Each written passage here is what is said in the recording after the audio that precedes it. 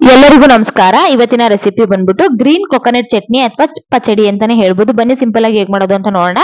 ಮೊದಲಿಗೆ ಒಂದು ಬೌಲ್ಗೆ ನಾನು ಒಂದು ನಿಂಬೆಹಣ್ಣು ಗಾತ್ರದಷ್ಟು ಹುಣಸೆಹಣ್ಣು ಹಾಕೋತಾ ಇದ್ದೀನಿ. ಹಾಕೊಂಡು ಅದು ಮುಳುಗೋಷ್ಟು ನೀರನ್ನು ಹಾಕೊಂಡು ಇದನ್ನ ನೆನೆಯೋದಕ್ಕೆ ಒಂದು ಬಿಟ್ಬಿಡೋಣ. ಇದನ್ನ ಇವಾಗ ಒಂದು ಸೈಡ್ಗೆ ಎತ್ತಿಟ್ಕೊಳ್ಳೋಣ. ಇವಾಗ ಒಂದು ಬಾಣಲಿನ ಇಟ್ಕೊಂಡಿದ್ದೀನಿ. ಇದಕ್ಕೆ ಒಂದು 3/4 ಕಪ್ ಅಷ್ಟು ಬಿಳಿ ಎಳ್ಳನ್ನ ಹಾಕೋತಾ ಇದ್ದೀನಿ. ಹಾಕೊಂಡು ಒಂದು ಲೋ ಫ್ಲೇಮ್ ಅಲ್ಲಿ ಇಟ್ಕೊಂಡು ಒಂದ್ 2 ಸೆಕೆಂಡ್ ಚೆನ್ನಾಗಿ ಘಮ ಬರೋ ತನಕ ಲೋ ಫ್ಲೇಮ್ ಅಲ್ಲಿ ಇಟ್ಕೊಂಡು ಚೆನ್ನಾಗಿ ಹುರ್ಕೊಳ್ಳಿ. ನೋಡಿ ಸ್ವಲ್ಪ ಕಲರ್ ಚೇಂಜ್ ಆದ್ರೆ ಸಾಕು. ನೋಡಿ ಇಷ್ಟ ಆದ್ರೆ ಸಾಕು. ಇವಾಗ ಇದನ್ನ ಒಂದು ಪ್ಲೇಟ್ಗೆ ಎತ್ತಿಕೊಂಡು ಇದನ್ನ ತಣ್ಣಗಾಗೋದಕ್ಕೆ ಬಿಟ್ಬಿಡೋಣ.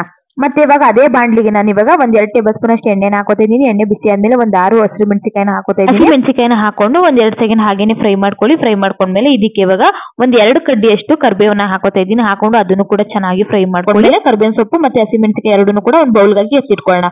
ಇವಾಗ ಅದೇ ಬಾಂಡ್ಲಿಗೆ ನಾನು ಇವಾಗ 1 ಟೇಬಲ್ ಸ್ಪೂನ್ ಅಷ್ಟು ಎಣ್ಣೆನ ಹಾಕೋತಾ ಇದ್ದೀನಿ. ಎಣ್ಣೆ ಬಿಸಿ ಆದ್ಮೇಲೆ 1 ಟೇಬಲ್ ಸ್ಪೂನ್ ಅಷ್ಟು ಕಡಲೆಬೇಳೆ, 1 ಟೇಬಲ್ ಸ್ಪೂನ್ ಅಷ್ಟು ಉದ್ದಿನ ಬೇಳೆ, ಮತ್ತೆ 1/4 ಸ್ಪೂನ್ ಸಾಸಿವೆ, 1/4 ಸ್ಪೂನ್ ಅಷ್ಟು ಜೀರಿಗೆ ಎರಡನ್ನೂ ಹಾಕೊಂಡು ಚೆನ್ನಾಗಿ ಫ್ರೈ ಮಾಡ್ಕೋತಾ ಇದ್ದೀನಿ. ಫ್ರೈ ಆದ್ಮೇಲೆ ಒಂದ್ ಒಣಮೆಣಸಿನಕಾಯಿನ ಹಾಕೋತಾ ಇದ್ದೀನಿ. ಸ್ವಲ್ಪ ಕರ್ಬೇವಿನ ಸೊಪ್ಪನ್ನ ಹಾಕೋತಾ ಇದ್ದೀನಿ. ಮತ್ತೆ ಸ್ವಲ್ಪ ಹಿಂಗನ್ನ ಹಾಕೊಂಡು ಒಂದ್ 2 ಸೆಕೆಂಡ್ ಹಾಗೇನು ಹುರ್ಕೋಬೇಕಾಗುತ್ತೆ. ಇದು ಒಗ್ಗರಣೆನ ಮಾಡ್ಕೋಬೇಕಾಗುತ್ತೆ. ನೋಡಿ ಇದು ಒಗ್ಗರಣೆ ಆಗಿದೆ. ಇದಕ್ಕೆ ಒಂದ್ ಸೈಡ್ಗೆ ಎತ್ತಿಟ್ಕೊಳ್ಳೋಣ. ಇವಾಗ ಮಿಕ್ಸಿ ಜಾರ್ಗೆ ಹುರಿದಿಟ್ಕೊಂಡಿರುವಂತಹ ಎಳ್ಳನ್ನ ಹಾಕೋತಾ ಇದ್ದೀನಿ. ಎಳ್ಳನ್ನ ಹಾಕೊಂಡ್ಮೇಲೆ ರುಚಿಗೆ ತಕ್ಕಷ್ಟು ಉಪ್ಪನ್ನ ಹಾಕೊಂಡು ಚೆನ್ನಾಗಿ ಪೌಡರ್ ಮಾಡ್ಕೋಬೇಕಾಗುತ್ತೆ. ನೋಡಿ ಬಿಸಿ ಇರುವಾಗ್ಲೇನೆ ಪೌಡರ್ ಮಾಡ್ಕೊಂಡ್ರೆ ಅದೊಂಥರ ಅಂಟು ಮುದ್ದೆ ತರ ಆಗ್ಬಿಡುತ್ತೆ.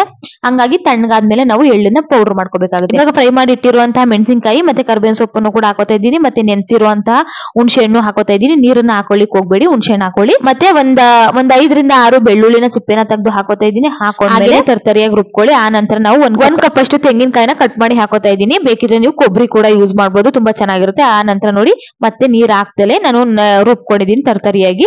ಆ ನಂತರ ನಾವಿವಾಗ ಹುಣಸೆಹಣ್ಣು ರಸ ಏನಿದೆ ಅದನ್ನ ಇವಾಗ ಸ್ವಲ್ಪನ ಹಾಕೋತಾ ಇದ್ದೀನಿ. ನೀರನ್ನ ಹುಣಸೆ ರಸದ ನೀರ್ ಏನಿದೆ ಅದನ್ನ ಹಾಕೊಂಡು ಮತ್ತೆ ನಾನು ರುಬ್ಕೋತಾ ಇದ್ದೀನಿ. ಇದನ್ನ ದೋಸೆ ಜೊತೆಗೂ ತುಂಬಾ ಚೆನ್ನಾಗಿರುತ್ತೆ, ಇಡ್ಲಿ ಜೊತೆಗೂ ತುಂಬಾ ಚೆನ್ನಾಗಿರುತ್ತೆ, ಮತ್ತೆ ರೈಸ್ ಜೊತೆಗಂತೂ ಸಖತ್ತಾಗಿರುತ್ತೆ ಈ ಚಟ್ನಿ ಅಂತಾನೆ ಹೇಳ್ಬೋದು. ಇವಾಗ ರುಬ್ಬಿಟ್ಕೊಂಡಿರುವಂತಹ ಮಸಾಲೆನ ಅಂತ ಚಟ್ನಿನ ನಾನು ಇವಾಗ ಒಗ್ಗರಣೆಗೆ ಹಾಕೋತಾ ಇದ್ದೀನಿ. ಒಗ್ಗರಣೆಗೆ ಹಾಕೊಂಡು ಒಂದ್ 2 ನಿಮಿಷ ಹಾಗೇನೆ ಒಂದಕ್ಕೊಂದು ಬೇರೆ ರೀತಿ ನೀಟಾಗಿ ಮಿಕ್ಸ್ ಮಾಡ್ಕೊಂಡ್ರೆ ನಮ್ಗೆ ಗ್ರೀನ್ ಕೊಕೊನಟ್ ಪಚಡಿ ಅಥವಾ ಚಟ್ನಿ ರೆಡಿ ಆಯ್ತು ಅಂತ ಹೇಳ್ಬೋದು. ತುಂಬಾ ಚೆನ್ನಾಗಿರುತ್ತೆ.